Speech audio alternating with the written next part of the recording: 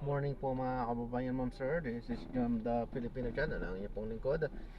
So today is February 16, 2026 at tayo ngayon ay papunta dyan sa may ESGC building sa may Fillmore, Palanan, Makati. At dadalhin po natin yan sa may OB Montessori Santa Ana, sa may Pedro Hill Street, Barangay 880, Santa Ana, Manila. Okay, so magbabalik po tayo mamayang unti po. Pag nakuha na po natin sila, disclaimer lamang po, ang content po natin ay kalsada at hindi ang passenger. Kaya naman sakasakali man po na may marinig kayo mga pangalan ng lugar, pangalan ng tao, pangalan ng organizations, government o private man yan, ay wala pong kinalaman ng channel na ito at wala pong pinapatungkulan. Lahat po ng pinag-uusapan dito ay pawang dito lamang po yan sa loob at wala pong pinapatungkulan sa labas. Okay po, magbabalik po tayo mamayang onte pag nakuha na po natin sila. Samantala, makinig tayo ng mga nagbabagang balita at mga talakayan habang tayo ay papunta doon yan sa ating pick up area.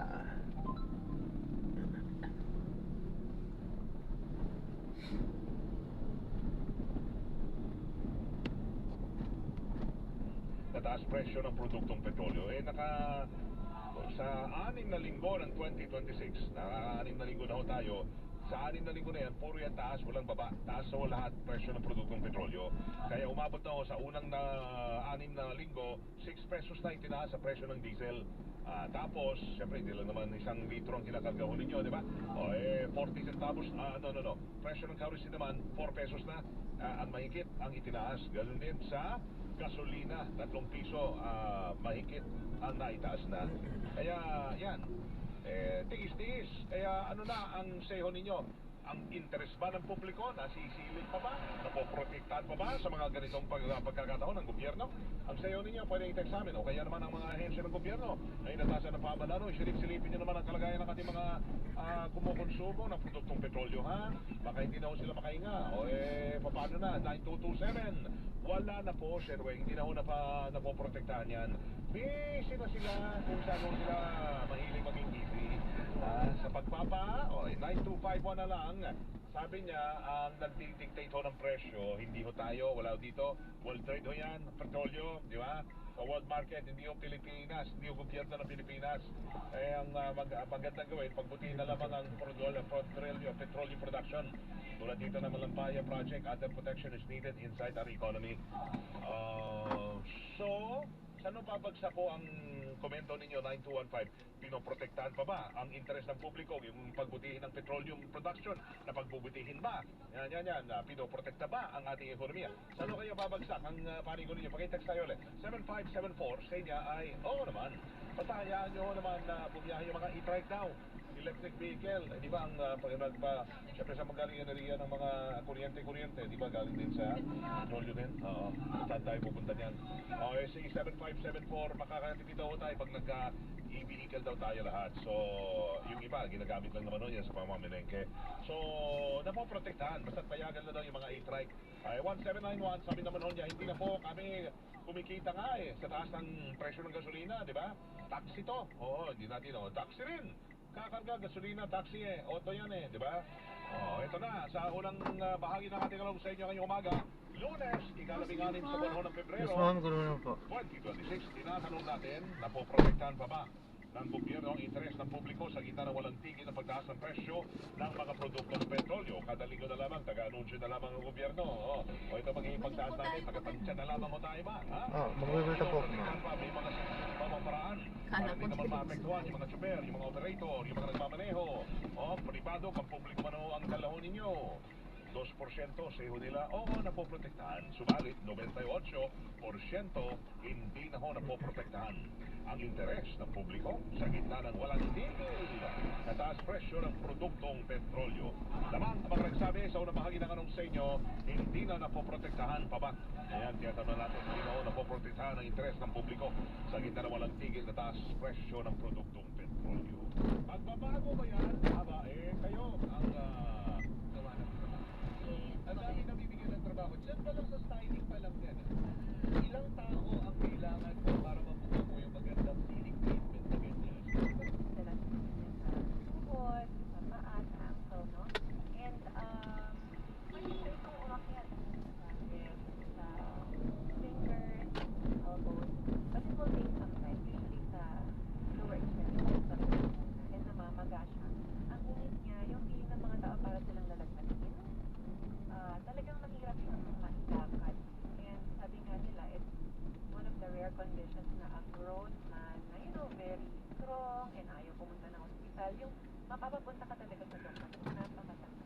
kryptonite yan eh. Di ba? Parang kryptonite na, kasi marami akong close to me na talagang hard worker. Pero pag hindi naman. Pero pag magka-gout, talagang wala. Wala. Oo. Oo. Paborito kong kanin. Pero, alam mo, Di pa pasok, di pa pasok. Oo. kaya bang i-reverse yun, Doc? Yes, no. Yes, kaya. Kasi ang uric acid production, ito yung actually gusto namin maintindihan ng mga tao, no? Yung uric acid sa katawan, hindi yan parating kasalanan mo. Diba usually yan mag-aaway yan sa clinic. So kasi kumain ka ng ganito, yung wife, yung husband. Pero usually talaga ang Mag-aaway. Ang kulit ko eh. Yan. usually kasalanan ng isang pasyente yan. Kasi ang uric acid natin sa katawan, 2/3 of it is really created by our own body. Ginagawa natin ito. So, habang buhay tayo, gumagawa tayo ng uric acid. But some people are overproducers. Nasa genes na yan. No? And then yung 1/3, yun yung galing sa pagkain, sa diet, at sa mga ganyan. So, if you're an overindulgent person, kung talagang mamingin ka or what, talagang dadami yung pinapasok mo. Pero greatly, your body Are there free signs ko? Kasi nagkakaroon, meron akong in the genes. So, iniiwasan ko siya. But are there like mga free na baka ito na yun, pero usually sa blood test lang naman nakikita yung level. And meron kaming mga recommendations from our society kung ano yung level na gagamutin na kahit wala pang gout attack. But usually, kung nagka-gout attack, kailangan talaga ng gamot na nakakababa ng paggawa ng uric acid sa katawan. Kasi yun nga, ginagawa ng katawan natin yung uric acid. So we can actually lessen the production. Gawa ng mga gamot na pwede. Ayun. So, parang maintenance yun. Yes. So, yun yung gusto rin namin maintindihan ng patients. Maintenance usually yung pangpababa ng uric acid. eh, yan naman ang usaping maintenance eh. Dito na naman tayo eh. Ano ba yung pag-sabi maintenance? Sabi ka, maintain. Forever na ba yan, Doc? Kasi ayaw, yung iba, I'm sure ayaw nilang iinom din na masyado. Marami pong takot sa word na maintenance medicine. So, parang feeling ni siguro nila yung dependent on the medicine. But this is actually why most people are living longer compared to like maybe centuries ago or decades ago. Kasi yung mga condition like gout, kasi ang gout pwede niyang sirain yung kidneys talaga eh. Iisipin mo yun yung ginagawa ng body mo, hindi napasok yung uric acid. Kailangan tanggalin niya ng kidney. Kung hindi siya matanggal ng kidney, dahil yung production ng body, enough, gawa pa rin siya ng gawa. Kulang pa rin. Kumbaga ito case-to-case basis per individual. Pero it's still better to improve the diet. Oo. Pabawas ng red meat, alcoholic drinks. Doc, ano ba yung red meat? Yan, ano ba yun? Oo. Yung mga red meat po, yung baboy, yung baka, sa chicken, yung mga drumstick area. Ay, yung parang may favorite ko. Kasi mas juicy. Bakit yung drumstick na sa kayo? Nandun yung red meat. Although yun nga, kasi kahit tanggalin mo lahat yun, if you're overproducing, Yeah. because you're not eating your maintenance, Right. ganun din. Kaya, mas maganda sabay, para din hindi sobrang rigid yung diet. Kasi diba nakakalungkot din naman yun. Kailangan natin ng sustainable. Kailangan sustainable siya per people. For an individual, sabihin natin to, ako po eh, may mana ako in the gene. But malaking factor di ba yung kung may iwasan ko yung having an active lifestyle. Factor din po ba yung to reduce your risk of kumbaga high uric acid and eventually mga ganito po katulad ng gout. Yes, you're right. So, if you're exercising regularly, if you have less fat, mas konti yung taba mo sa katawan, mas bababa din yung uric acid. So, hand in hand talaga yung diet and maintenance medicine. And yung minamaintain, hindi yung pain reliever. Yung minamaintain dapat yung gamot na pagpababa ng uric acid. Dalawa lang talaga siya sa Philippines and many parts of the world. It's just allopurinol or febuxostat. That's the generic names yan. No? Sa Philippines, so far, yun pa lang yung available. So, pag sinescribe siya ng doctor ninyo, it's usually maintenance. Every day yan, no? And, Usually every day. And then the doses can differ. Pwede mag-iba yung dose kasi kailangan namin hanapin yung balance na kaya na nung gamot, bawasan yung ginagawa nyo. So, mercury target, dapat less than 6 milligrams per deciliter yung lab result when you check your uric acid. Yun yung goal natin. Ibaba siya to less than 6. Kung may tophi na, yung tophi po kasi ibig sabihin yung mga bukol-bukol na uric acid Usually, nasa ear, nasa hand, nasa elbows, Literal, physically. Kasi makikita May namin. kita.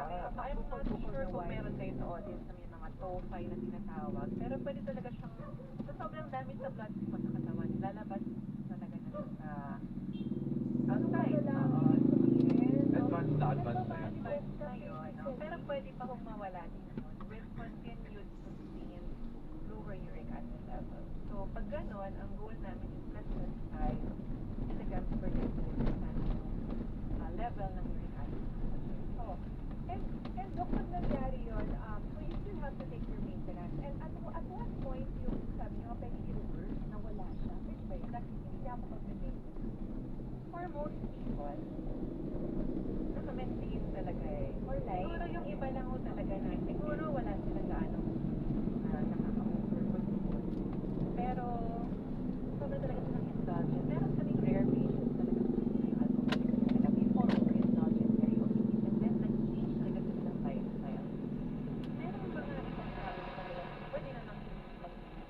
So, if you check the uric acid level, it's not just like strict lifestyle modification alone and diet alone. Pero rare po kasi yun in the citizen. oh, may last question muna before Sure. we take a break. May question si Pandulan. Hindi naman to last question. No? Tinatanong niya, bawal daw ba ang soft drink? Ang soft drinks kasi puno usually ng sugar. Yes. You check the label, may fructose. So Yes. yung fructose, nakakataas din ng uric acid level sa katawan. So mas maganda pong umuha. Alright. So, Doc, ulit paalala na lang po sa ating mga viewers and listeners. So, ang pinaka-important po siguro na maibabahagi ko is iba-iba ang klase ng at sanhi ng rayuma. So, mas maganda pong ipacheck natin ito sa inyong doktor because iba-iba po kasi yung gamutan dito. Yung gout ay iisa lamang sa over 100 causes of arthritis. And iba-iba yung gamutan nila. Kasi masikip na yun, pwede naman siya umistop to, hindi siya umistop Jing eh. Zamora for your time and education sa ating mga listeners this Monday. Thank you po, Doc Jing. Thank you. Tulad niyan, Mr. Ang oras po, 11:26 ng umaga. Ang oras ay hatid sa inyo ng Flemex for Kids. Mommies, agapan agad ang upo at lemang nakabara. Pambatang lagundi, Flemex! Nagseservisyo, Linya Corpus at Mix Busto sa DZMM. Naman dito. Punuan ng mga parkingan dito. DZMM. Maliit Hatid sa na inyo ng Playtime Entertainment. Born for happiness. one side for a In kid. fairness, nag-glow up. We bought you a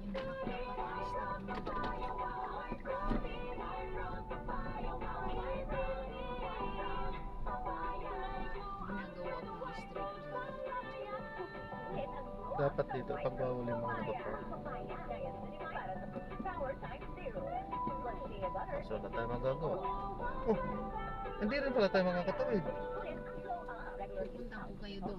White Rose Siguro Papaya, ay manufactured by ACS Manufacturing Corporation, ISO certified, world-class quality. The next Tayo, frontier of dito competition pa tayo is duman down here. sa Mansakit eh. Hindi rin tayo Powered by makakatawid. Philippine Yung U-turn Drive, from doon. professional Dota Ay, 2 meron. esports to competitive sports Pwede. on every stage. Search Buti na lang. on Facebook and follow today. Playtime Entertainment, born for happiness. Basta AM din. DZMM. Tapos Ang programa pinapatuyo ito ko. ay hatid sa inyo ng Flemex for Kids. Mommies, agapan agad ang upo at lemang nakabara. Pambatang lagundi, Flemex! Mula sa number 1, Smart Dishwashing Base. Ang galing-galing mo! Dishwashing face ko. Pritong ulam na pasebo. Bawang kaldero. Ang galing for everyday. Yan pag Smart ang dishwashing base. May double tanggaling formula. Tanggal galing ang sebo at bacteria. Para walang mahiginis. Fantastic kami sa plastic na bawat tuta. Ang galing-galing mo. Smart dishwashing face. Heavy duty linis, bawat kahit. Smart Dishwashing Base. Manufactured by ACS Manufacturing Corporation. ISO certified, world-class quality. Walang masama sa paglaro ng Bingo Plus. Ang importante, know your limit. Paglibangan lamang ang paglaro ng Bingo Plus. Ito dapat nakaka-stress, nakakaubos ng pera, o nakaka-apekto ng pamilya. Bingo Plus. Tamang laro, tamang panalo. Gambling for 21 years old and above. Gambling can be addictive.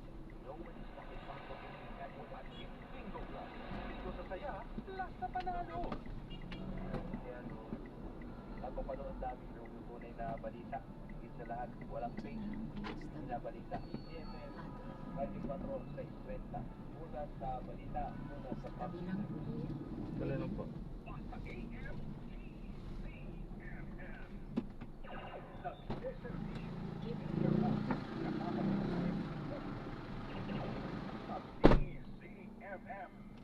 Ayun, so na-drop na natin sila. So maraming salamat po sa panonood. Hanggang sa muli, ingat. God bless. Paalam po muna kung sa mata na tayo ay gagawa na ng ibang video sa ating susunod na mission. Paalam po. So this is Jam, the Filipino channel, ang inyong pong lingkod. Paalam po.